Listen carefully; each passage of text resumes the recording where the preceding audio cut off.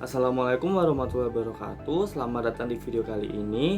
Yang terhormat Ibu Pratnia Paramita Oktaviana selaku dosen pengampu mata kuliah analisis data finansial dan semua penonton yang menyaksikan video kali ini. Di video kali ini kami ingin mempresentasikan hasil analisis dari Final Project Analisis Data Finansial yang berjudul Klasifikasi Tingkat Bahaya Asteroid berdasarkan faktor fisik menggunakan prinsipal komponen logistik regression atau PCLR. Sebelumnya, perkenalan kami untuk memperkenalkan diri. Di sini ada saya, Muhammad Zidan Febriansyah dengan NRP 500620104 dan teman saya Syafarizal Irgi Mardiansyah dengan NRP 50062011072.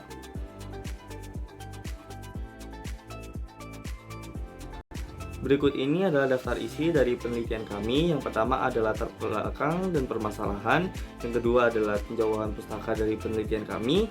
Yang ketiga adalah metode penelitian. Yang keempat hasil dan pembahasan penelitian. Dan yang terakhir adalah kesimpulan.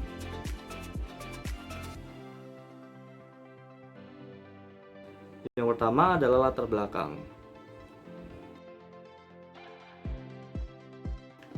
Latar belakang dari penelitian ini adalah asteroid merupakan sebuah objek luar angkasa yang mengitari beberapa planet. Asteroid merupakan benda langit yang lebih kecil dari planet tetapi lebih besar daripada meteorit. Asteroid ini dekat-dekat ini dikabarkan semakin dekat-dekat bumi. Nah, asteroid yang dekat dengan bumi memiliki banyak sekali bahaya. Salah satu contohnya adalah suhu udara yang makin turun serta sering terjadinya hujan asam. Dan ini sangat berbahaya bagi spesies dan juga penduduk bumi karena dapat mengancam kepunahan dari banyak spesies dan dapat pula suatu saat kembali seperti zaman dinosaurus dahulu. Sehingga pada penelitian ini kami ingin menganalisis tingkat bahaya dari asteroid tersebut berdasarkan faktor-faktor fisiknya. Analisis tersebut dilakukan dengan menggunakan analisis PCLR, yaitu gabungan dari analisis PCA dan juga regresi logistik. Tujuan penelitian pertama, mengetahui proses analisis dengan prinsipal komponen logistik regression atau PCR pada data asteroid. Yang kedua, mengetahui faktor yang berpengaruh pada tingkat bahaya asteroid. Dan yang ketiga, mengetahui kecenderungan faktor fisik terhadap bahaya asteroid. Tinjauan pustaka. Next.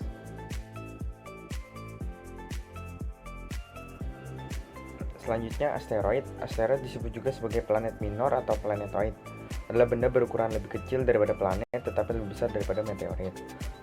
Asteroid berbeda dengan komet dari penampakan visualnya. Komet yang memiliki ekor atau koma, sementara asteroid tidak. Asteroid individual digrafiskan berdasarkan karakteristik spektrum emisi mereka, dengan mayoritas terbagi menjadi 3 kelompok utama, tipe C, tipe M, tipe S. Kelompok ini diberi nama dan umumnya diidentifikasi dari komposisi karbon, logam, dan silikat. Deskriptif. Analisis deskriptif merupakan suatu teknik analisis yang dilakukan dengan melakukan pengumpulan, pengelolaan, penyajian, serta analisis data kuantitatif secara deskriptif dalam bentuk tabel dan grafik, sehingga memberikan gambaran yang teratur mengenai suatu peristiwa dengan tujuan memberikan informasi sesuai data tanpa bermaksud membuat kesimpulan. Multikolinearitas. Menurut Ragnar Frecht tahun 1934, multikolinearitas hubungan linier yang sangat tinggi pada model regresi di setiap variabel bebas. Cara mendeteksinya yaitu yang pertama, tingginya nilai R² serta nilai F-stat yang signifikan. Yang kedua, korelasi antara dua variabel bebas cukup tinggi, biasanya lebih besar daripada 0,8. Yang ketiga, nilai condition number lebih dari 20 atau 30. Yang keempat, VIF yang dihasilkan lebih besar dari 10. Next. Regresi logistik biner. Regresi logistik adalah bagian dari analisis regresi yang digunakan untuk menganalisis variabel dependent yang bersifat kategorik dan variabel dependent bersifat kategorik, kontinu, atau gabungan dari keduanya. Model regresi logistik biner digunakan untuk menganalisa hubungan antara satu variabel respon dan beberapa variabel bebas, dengan variabel responnya berupa data kualitatif dikotomi, yaitu bernilai untuk menyatakan keberadaan suatu karakteristik dan bernilai 0 untuk menyatakan ketidakberadaan sebuah karakteristik.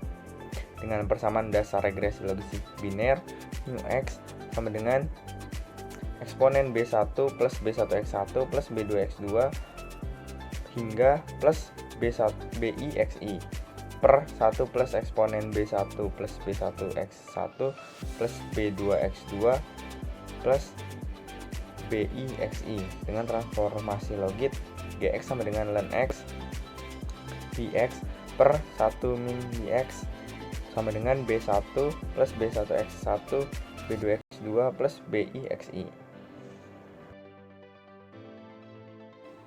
Selanjutnya adalah odds ratio. Odds ratio merupakan rasio dari kemungkinan pada kasus dan rasio kemungkinan paparan pada kontrol. Nah, odds ratio ini adalah sebagian dari pendekatan relatif risk yang digunakan pada studi case control. Odds ratio bermanfaat dalam menginterpretasikan besaran nilai peluang suatu kejadian atas kejadian yang lain. Pada regresi logistik biner, nilai odds ratio dihitung berdasarkan dari eksponensial dari koefisiennya. Contohnya pada variabel X1, maka nilai odds rasionya adalah eksponensial dari beta 1. Ketepatan klasifikasi. Ketepatan klasifikasi digunakan untuk mengukur seberapa tepat suatu model dalam melakukan klasifikasi atau prediksi pada data. Nah, ketepatan klasifikasi ini digunakan diukur menggunakan apparent error rate atau APER. Nah, untuk tabel dari APER ini digunakan pada matriks konfusi atau confusion matrix sebagai berikut. Nilai APER dihitung dengan menjumlahkan nilai N12 dan N21 kemudian dibagi dengan jumlah dari seluruhnya atau N11 tambah N12 tambah N21 tambah N22 dan nilai akurasi merupakan 1 dikurangi APER.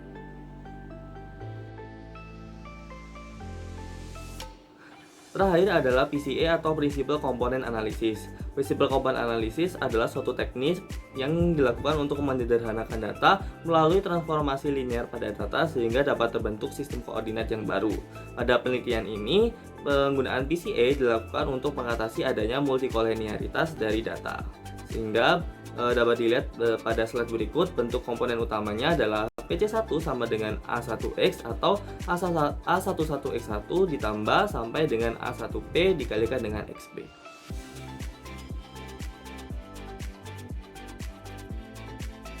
Metode penelitian.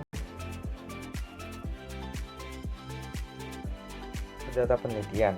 Kelompok kami mengambil dari website kaggle.com dengan perusahaan bernama NASA dengan jumlah data 800.039.714 dengan persentase 99,76% tidak berbahaya, 0,24% berbahaya. Lalu kita uji dengan resampling dengan SMOTE dengan jumlah data 4.503 dan menghasilkan 55,32% tidak berbahaya dan 44,68% berbahaya. Next. Selanjutnya variabel penelitian. Dengan variabel Y memiliki keterangan tingkat bahaya asteroid dengan 0 sama dengan tidak berbahaya dan 1 berbahaya dengan skala data nominal.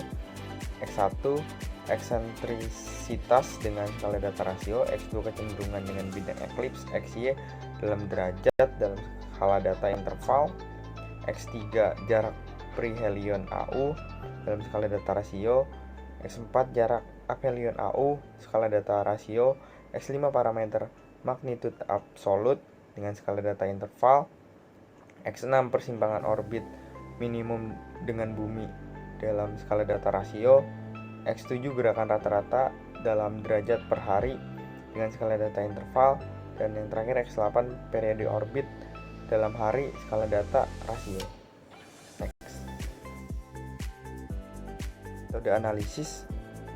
Dengan melakukan 3 cara metode analisis. Yang pertama dengan pre-processing dengan resampling SMOTE, yang kedua reduksi variabel dengan principal component analysis atau PCA, dan yang ketiga pemodelan regresi logistik biner. Next. Selanjutnya adalah langkah-langkah analisis. Pada penelitian ini, pertama dilakukan analisis yaitu pre-processing dengan melakukan resampling menggunakan SMOTE. Resampling ini bertujuan supaya data kategori pada Y itu seimbang antara 0 dan juga 1-nya, sehingga tidak terjadi ketimpangan atau ketidakseimbangan pada data kategori. Selanjutnya, setelah dilakukan preprocessing, dilakukan pula analisis menggunakan statistika deskriptif. Selanjutnya akan dilakukan pengecekan dari multikolinearitas. Sehingga apabila terjadi gejala multikolinearitas akan dilakukan teknik yang dinamakan prinsip low component analisis untuk mengatasi multikolinearitas tersebut. Pada PCA yang pertama, stepnya adalah menentukan jumlah PC. Selanjutnya, setelah diketahui jumlah PC akan dilanjutkan dengan membentuk suatu persamaan PC. Setelah didapatkan persamaan PC-nya, maka akan dilakukan regresi logistik biner dengan menggunakan PC terpilih tersebut dan diambil PC yang signifikan saja. Nah, setelah melalui serangkaian uji seperti uji serentak dan uji parsial, didapatkan model logit yang merupakan model logit dari PC. Kemudian dilakukan substitusi nilai Z, yaitu nilai dari variabel asli yang telah distandarkan ke dalam PC tersebut. Kemudian setelah didapatkan persamaan dengan Z, maka dilakukan kembali substitusi menggunakan variabel asli dengan memasukkan nilai dari min dan juga standar deviasinya, sehingga didapatkanlah nilai dari model regresi.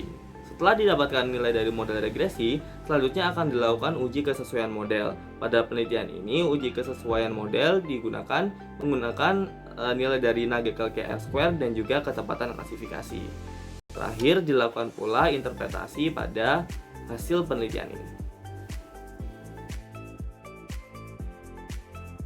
Selanjutnya, hasil dan pembahasan. Next. Selanjutnya, statistika deskriptif dengan variabel respon. Dengan tabel frekuensi, kategori tidak berbahaya dengan jumlah 2491 dengan persentase 55,32%. Kategori berbahaya dengan jumlah 2012 dengan persentase 44,78%. Dengan total jumlah keduanya 4503 dengan persentase 100%.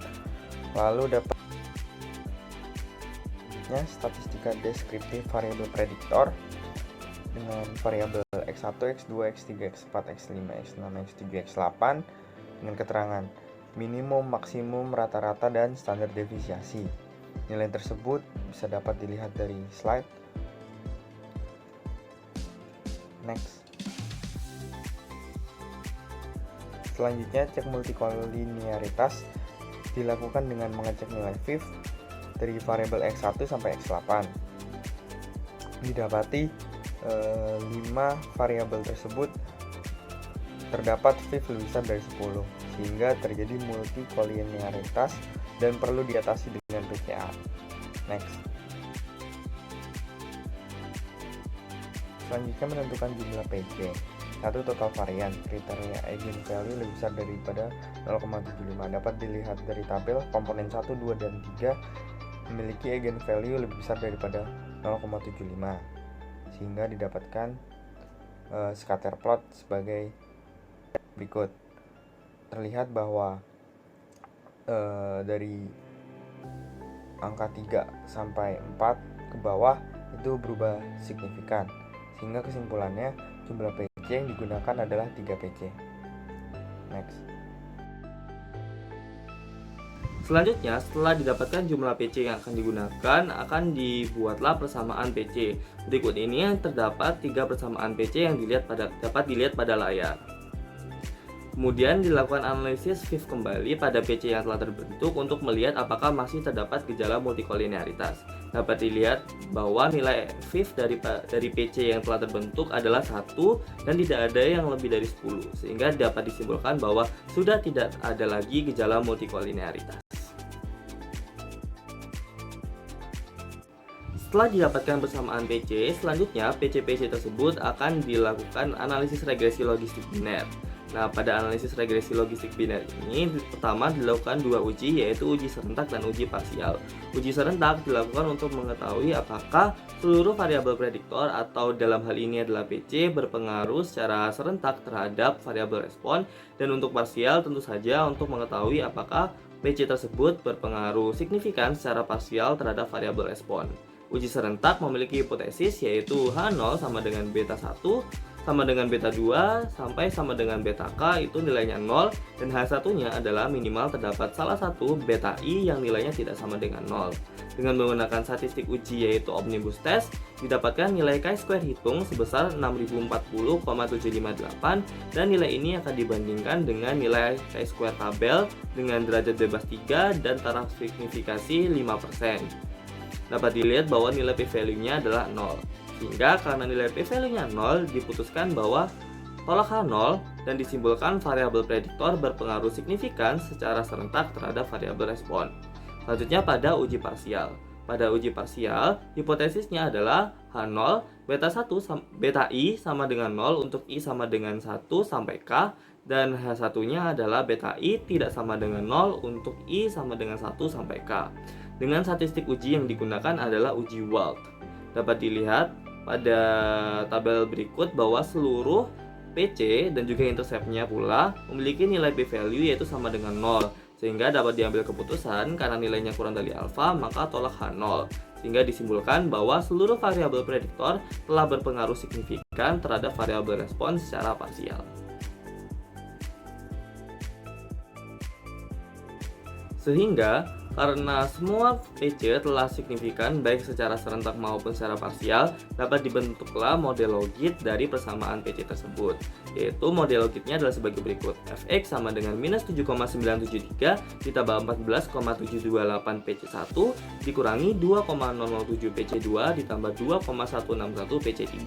Kemudian dari persamaan model logit dengan PC ini akan dilakukan substitusi nilai Z ke dalam PC, sehingga dapat dilihat sebagai berikut. Setelah dilakukan substitusi nilai Z, kemudian nilai Z ini akan disubstitusikan pula dengan menggunakan variabel X atau variabel awalnya. Dengan XI dikurangi min dari X tersebut dan dibagi dengan standar deviasi dari X tersebut. Sehingga setelah disubstitusikan variabel aslinya, didapatkan model logit dengan menggunakan variabel asal atau X sebagai berikut, yaitu Fx sama dengan minus 16,615 ditambah 15,619 X1 ditambah 0,03 X2 dikurangi 4,153 X3 ditambah 0,065 X4 ditambah 0,745 X5 dikurangi 4,703 X6 ditambah 7,681 X7 dan dikurangi 0,00015 X8. Kemudian model logit ini akan dilakukan transformasi ke dalam persamaan dasar dari regresi logistik biner.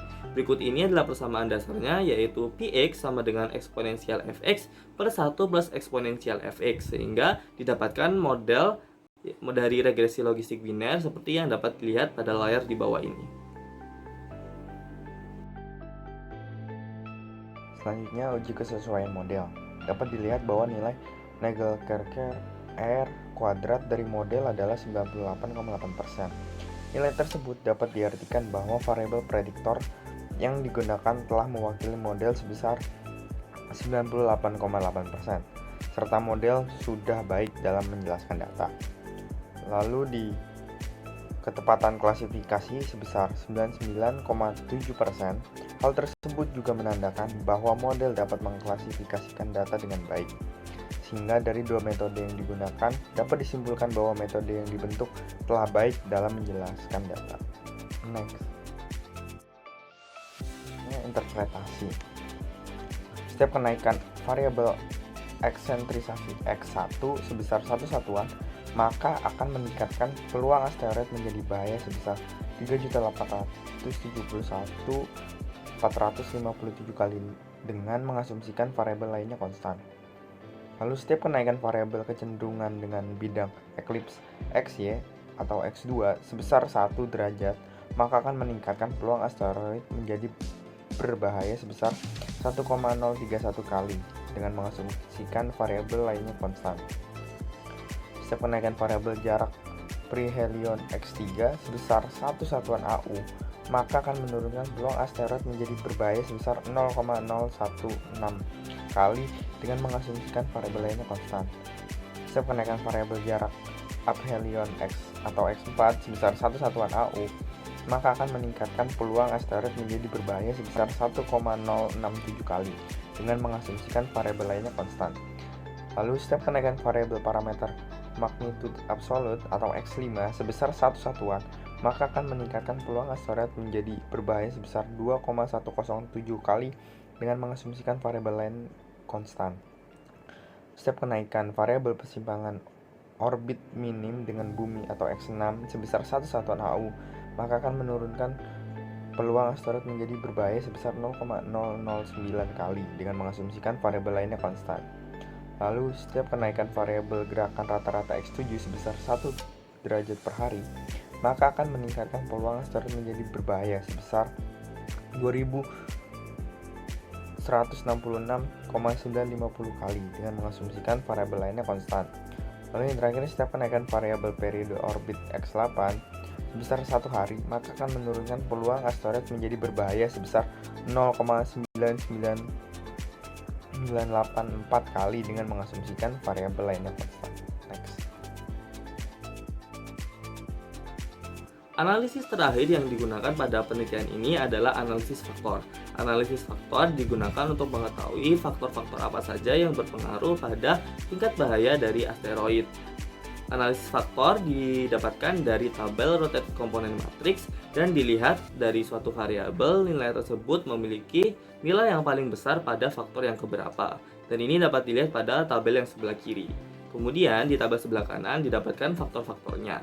Berikut pada faktor pertama memiliki anggota, eksentrisitas, parameter magnitude absolut, dan juga gerakan rata-rata. Sehingga faktor pertama dinamakan faktor matematis. Pada faktor kedua memiliki anggota, jarak perihelion, jarak aphelion, jarak persimpangan dengan bumi, dan periode orbit. Sehingga faktor kedua diberi nama faktor jarak dan perputaran. Terakhir, pada faktor ketiga memiliki anggota kecenderungan dengan bintang eklips sehingga diberi nama faktor ekliptika.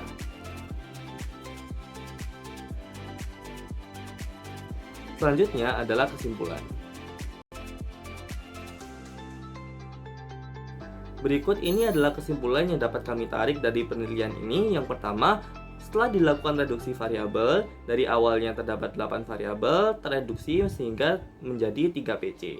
Kemudian dari 3 PC ini dilakukan analisis regresi logistik biner sehingga didapatkan model regresi logistik biner yang dapat dilihat pada slide sebelumnya. Kemudian dari nilai regresi tersebut dilakukan uji kesesuaian, dan dari uji kesesuaian tersebut model regresi sudah baik didasarkan dari nilai Nagelkerke R-square yang bernilai 98,8% dan nilai akurasi sebesar 99,7%. Kemudian dari nilai odds ratio didapatkan variabel terpenting yang memengaruhi tingkat bahaya asteroid karena memiliki odds ratio tertinggi, yaitu variabel eksentrisitas dan juga gerakan rata-rata. Terakhir, dari analisis faktor didapatkan faktor-faktor yaitu sebagai berikut: faktor matematis, faktor jarak dan perputaran, serta faktor ekliptika.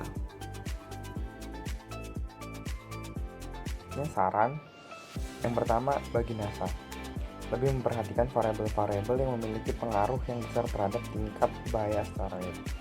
Yang kedua, bagi peneliti selanjutnya, menambahkan variabel faktor kimia dari asteroid serta membandingkan dengan metode klasifikasi lain seperti decision tree dan naive Bayes. Next. Sekian presentasi dari kami. Apabila ada kata-kata yang kurang dipahami dan selebihnya kami mohon maaf dan mengucapkan wassalamualaikum warahmatullahi wabarakatuh.